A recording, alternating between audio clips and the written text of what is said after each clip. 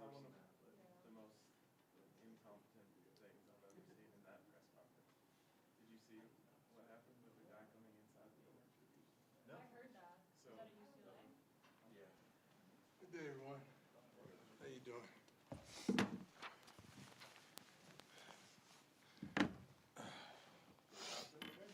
Huh? Yeah. Oh. Let me see. Students of the week. Oh, one of my favorites. Camden Dempsey. 11, sophomore long snapper. He's going to be the darn governor of this state one day. He's unbelievable. I don't know how to pronounce Jordan's last name. Onovue. Onovue. It's good. For business, I'm sorry, Camden was business, finance, and marketing. It's unbelievable. Honors Shador, named to David O'Brien class of 2023. Official candidate, Travis Hunter, honorable mention for the lot. Trophy, Paul Hornick, award player of the week. Travis officially named as semifinalist of the Thorpe Trophy, which I think we already have two of them here. TV ratings, Colorado, third most watched game. CU now has had over almost 51 million viewers this season. Sellout streak. Previous, CU remains. Blah, blah, blah. Okay, let me address this. You know, our kids got robbed during the game last week. I think that's a travesty, and I would expect the NCAA to do something about that. These are college kids.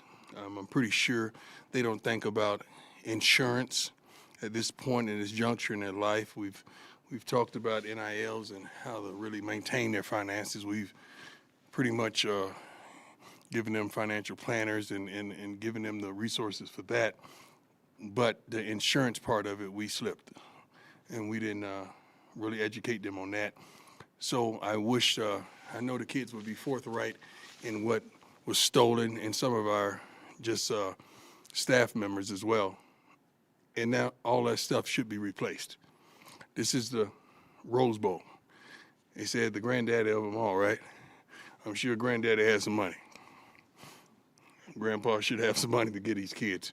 I'm going to have a list made out from these young men, and I know they're going to be truthful about what they lost so we could try to get that back for them. They may not be able to get the items back, but we should be able to reimburse them. That was unbelievable. But I did hear that the home team was robbed as well. So I don't know, but I did hear that. But that don't make no sense when you're out there balling and playing your heart out and you're getting robbed in the same aspect. So I hope we could do something about that NCAA. You do something about everything else. Do something about that. When it comes to kids, in regards to the kids, NCAA, you do something about everything else. Do something about this one.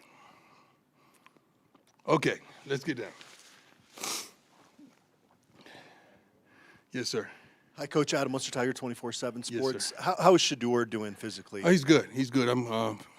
Think I'm gonna give him another day or so off, so he could heal properly, and so he could be his best. His best. We want his best, and he's doing well though, mentally, physically, as well as psychologically.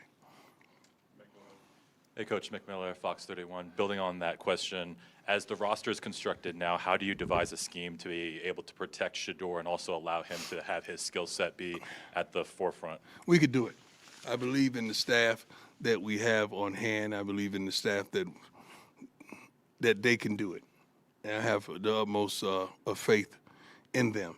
Also, I had a private, personal meeting with the whole offensive line, and the meeting was phenomenal. I have the utmost thought process that those guys are going to step it up tremendously, and you're going to see a more cohesive, more aggressive, more physical, more prepared group than ever before this weekend. I really do believe that.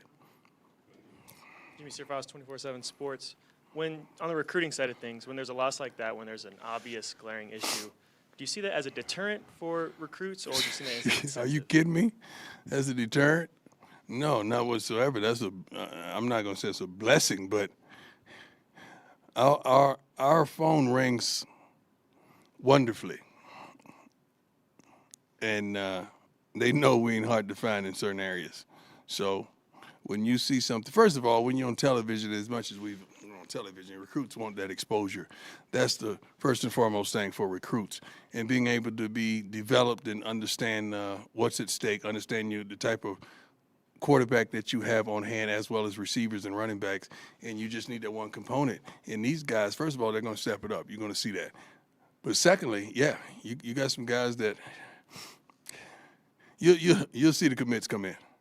You'll see them. Hi, Coach. Michaela Herbst, CU Independent. All season long, you've inspired everyone with I Believe. Yes. And we are coming off with 2 tough losses. How do you continue to inspire the team to go out and win the last 3 games? First of all, I believe in everyone that's inside this locker room and on this staff. And this is the way I look at it. It's been one game that we've truly got our butts kicked. I mean, kicked. There was no winning in that. When we got off the bus, I think it was 40 points on the scoreboard when we looked up there. So Oregon did their thing. Every other game we've been in, we've had a chance to win those games. It was 7-6 at halftime, and we come up and give up something. So now I think it's 14-6. We're still in the game. You still have an opportunity. That's promising for not only the kids that play for us, the coaching staff, the fan base. It's promising because we had an opportunity to win those games. We just got to learn how to win. And we're going to be okay. So we love the direction that we're headed. It could be tremendously the other way. But when you have an opportunity to beat ranked teams, that's tremendous for us. We just got to do it. Hey, Coach, little lighthearted twist for you. Just a little over a year ago, we lost Mike Leach. Yeah. And he had a real viral moment a few years before that where he was asked to rank his top 5 Halloween candies. Since you rank your kids, you have any thoughts on that? I'm not a candy guy. I don't eat much candy whatsoever. No thoughts at all? No, I'm not a candy guy. If I had to rank my number 1 candy, it would be now and laters. Some of you might have to ask what that is. All the black folks, can you tell the white folks what that is? It's good. It's good. I'll order you something. I'll go on Amazon and get you something. But a pack of now and laters is everything to me. Yeah. Yes. Yeah, you're going to break your teeth on those now and later. So you know what time it is, huh? Yeah, you know I know what time. There you go. Yeah. Ariel Arsuto, 9 News.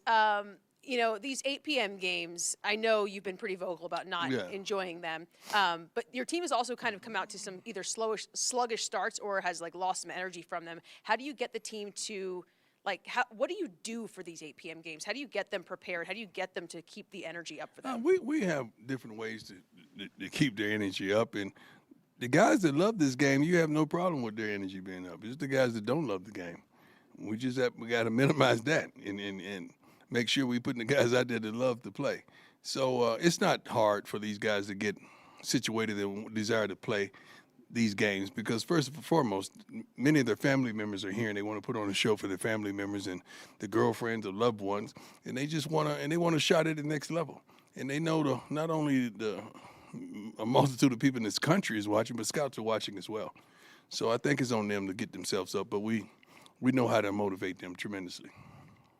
Hey, Coach. Jack Carlo with the Buffalo's Wire. Saw Caleb Mathis on Saturday get his first. Yes. Most action he's had all year. What did he do to deserve that? He runs routes at the right depth. He turns around and catches the ball consistently. Every day in practice, he does it. Anytime you put him out there, he does what's right. He don't have many busts whatsoever, meaning running the wrong routes, running the wrong plays, running the wrong depth. And Shedeur has a chemistry with him as well. So that's what he did to earn it. He's a consistent football player, and we love it. Hey, Coach. Pat Rooney, Boulder Daily Camera. Yes, Loved sir. Now and Laters as a kid. Wanted to ask about Alton McCaskill. Yeah. I know he's healthy. He's been back in there. Yeah. But with an injury like that, is he still maybe searching for that extra gear or maybe the confidence he played with at Houston a couple years ago? Alton, I don't know if he want me to disclose what transpired. You know I'm always honest with you guys and straight up. I don't lie to you guys or falsify anything. Alton came in my office yesterday and he wanted to be redshirted, which I think is very wise, which I'm all for him. If he would have wanted to continue to play, I'd have been all for him. He's one of my favorite human beings on this team. He's a great young man, was raised properly, and he wants it. But he does understand that it's been a while since he has had his full strength and full potential and ability to move and cut and explosion, and he understands that. So he wants to train and work his butt off and get into shape and come back in the spring and earn that number one spot. That's what he echoed to me, and I love it. I saw him today on the scout team going 100 miles an hour, trying to get the guys to look and just being the player that he is. He's a great team guy. He's a great human being. He's a great young man. So that's where he is right now. Hey, Coach. Nick Rothschild, Denver 7. How you doing, sir? I'm great. Just to clarify, did you have anything stolen from you at the Rose Bowl? No, oh, God, that was a good one that I just had. I'm thinking ahead. No, I didn't. I've been gotten enough. Okay. So then my question for you is, after reflecting on the game. That was good, wasn't it? That was good. Lord help me. I'm so stupid. Lord help me, please. I'm sorry. Excuse me? That's all right. Probably better than my question I'm about to ask you. But anyway, after reflecting on the game, the defense and the way that they fought, are you happy with their effort at least? Yeah. And are they moving in the No, right I'm happy direction? with everything they did. Shoot, what we had 3-4 turnovers in the first half.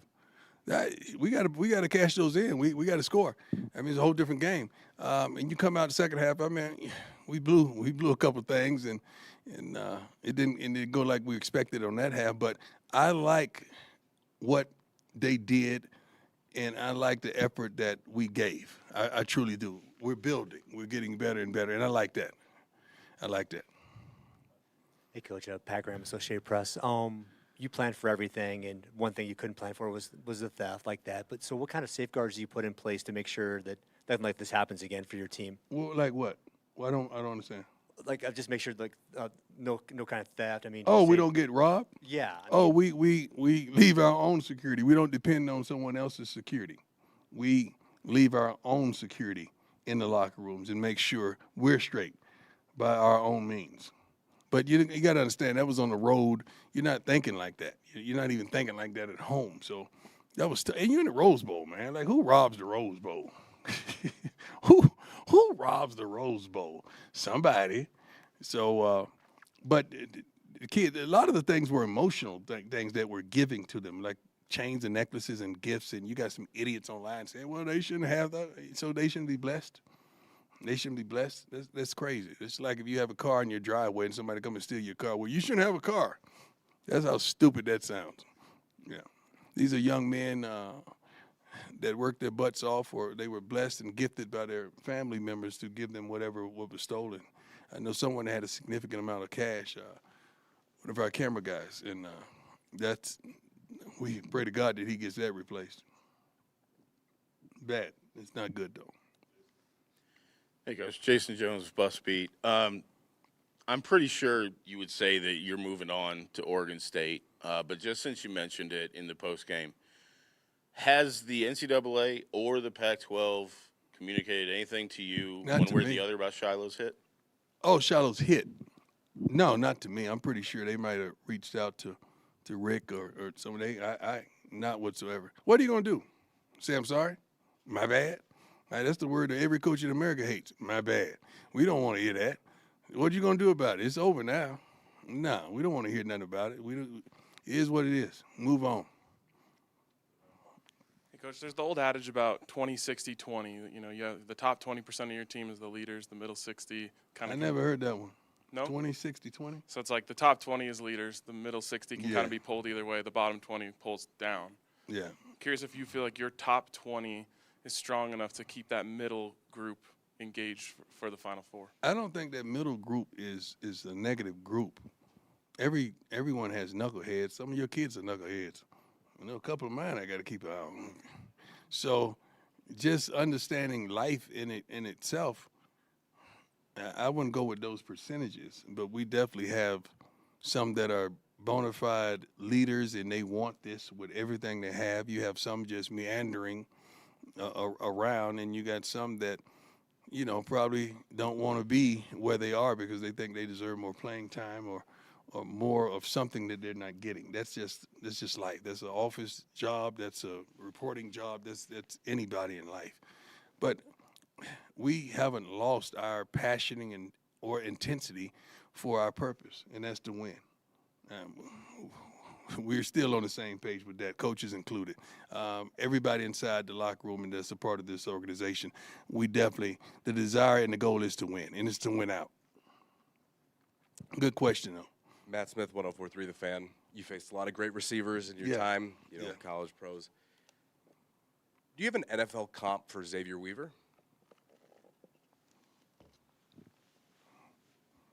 It's a good question. To me, Xavier Weaver got a lot of Andre Rison in him. He's tough, he's gritty, he's nasty. He can get vertical. He can run routes. He's going to catch the ball. He can return kicks.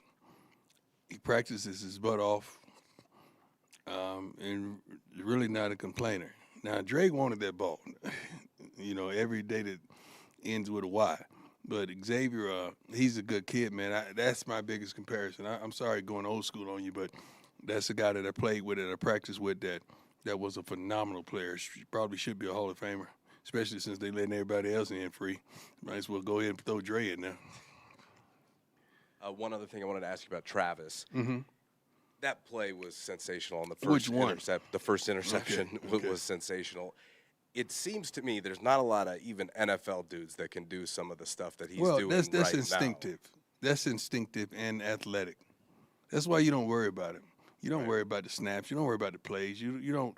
The game that Travis had that wasn't his best game on the defensive side of the ball because he played well on the offensive side of the ball that game. He just wasn't focused on defense. He was more focused on his job on offense. So that's it. He stayed over the break and refocused.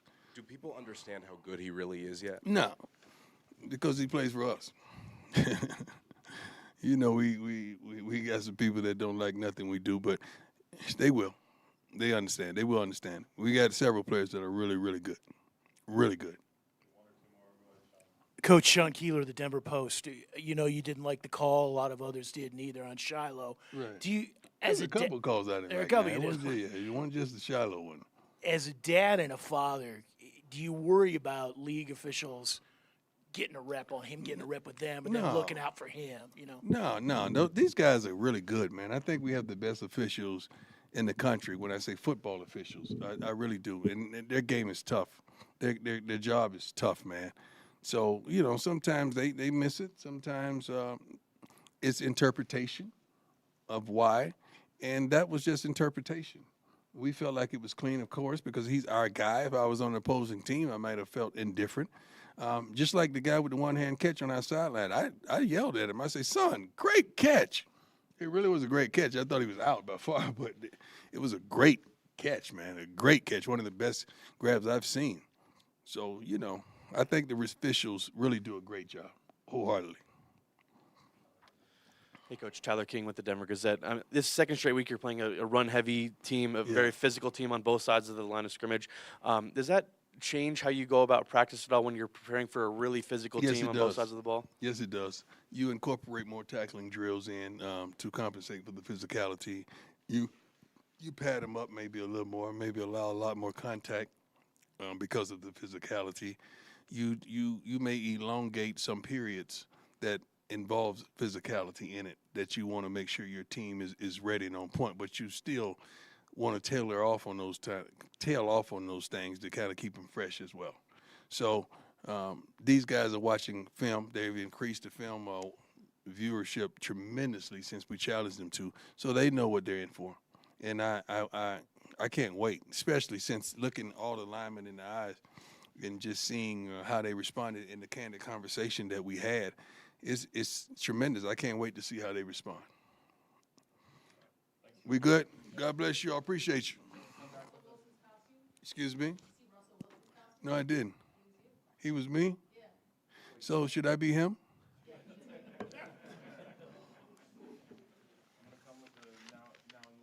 Or now later? Now later. Now later. You can't say now or later. Now later. You messing up the hood part of this, man. It's called now laters. Pack of now laters. I'm ordering them today, too.